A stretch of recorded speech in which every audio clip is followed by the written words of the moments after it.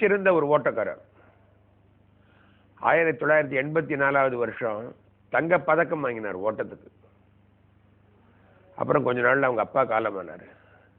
அவங்க அப்பா மேலே இவருக்கு ரொம்ப பாசம். அவங்க அப்பா இவர் ஓடுறதுக்கு ரொம்ப என்கரேஜ் பண்ணிட்டு இருந்தாரு. இவர் அவங்க அப்பா இருந்த துக்கத்தை தாங்கவே முடியல. அவங்க அப்பாவோட சவப்பெட்டியில இவர் வாங்கின அந்த ஒலிம்பிக் தங்க பதக்கத்தை அதையும் போட்டு புதைச்சிட்டார். எல்லாரும் அப்படியே ஆடி போயிட்டாங்க. அவங்க அம்மா கூட கேட்டாங்க, என்ன வேலைப்பா பண்ண, அது எவ்வளவு முக்கியம் உனக்கு? அது போட்டேன். ஏமா அப்பாவே போயிட்டாரு, நான் இன்னும் எவ்வளவு தங்க பதக்கம் வாங்குவோம்மா? எங்க அப்பாவோட ஆசீர்வாதம், கடவுளோட ஆசீர்வாதம் எனக்கு, என் நம்பிக்கை இருக்குமா அப்படின்னா. அடுத்த ஒலிம்பிக் போட்டி போது அவர் 2வது தான் வந்தார். முதலாவதா வரல, 2வதா வந்தார். பென் ஜான்சன் தான் முதலாவதா வந்தார். அப்ப கேட்டாங்க, அவர் சொன்னார், என் பிரார்த்தனை என் நம்பிக்கை வீண் போகாதுன்னு மட்டும் சொல்லிட்டார். என்ன ஆச்சரியம் பாருங்க, பென் ஜான்சன் தான் கோல்டு வாங்கினாரு. ஆனா அவர் போதை மருந்தை சாப்பிட்டாருன்னு ப்ரூவ் பண்ணி அவர்கிட்ட இருந்து தங்கப்பதக்கத்தை வாங்கி அது கர்ல் லூயிஸுக்கு வருது.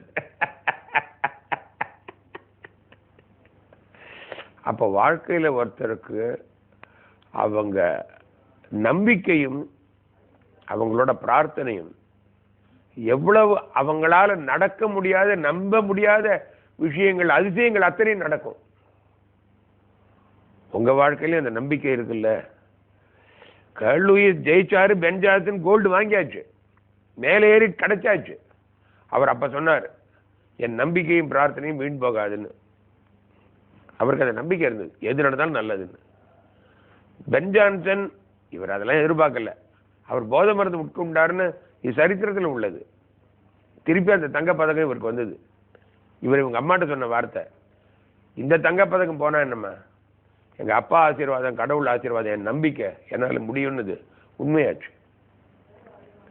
ஸோ நம்பிக்கையும் பிரார்த்தனையும் உங்களை கைவிடவே விடாது. அதுவும் உங்களை மாதிரி புத்திசாலி, நல்லா இருக்கிறவர், பலசாலி, தைரியசாலி, கண்ணில் ஒளி உள்ளவர், உங்களுக்கு உங்க பிரார்த்தனை உங்களை கைவிடவே விடாது. உங்கள் நம்பிக்கை உங்களை கைவிடவே விடாது. நம்புங்கள், உங்க நல்ல நேரம் ஆரம்பிச்சிடுச்சு. உங்களுக்கு இனிமே பணம் வந்து கொட்ட போகுது, நம்புங்க. உங்க கடன்லாம் ஒழிய போகுது, நம்புங்க.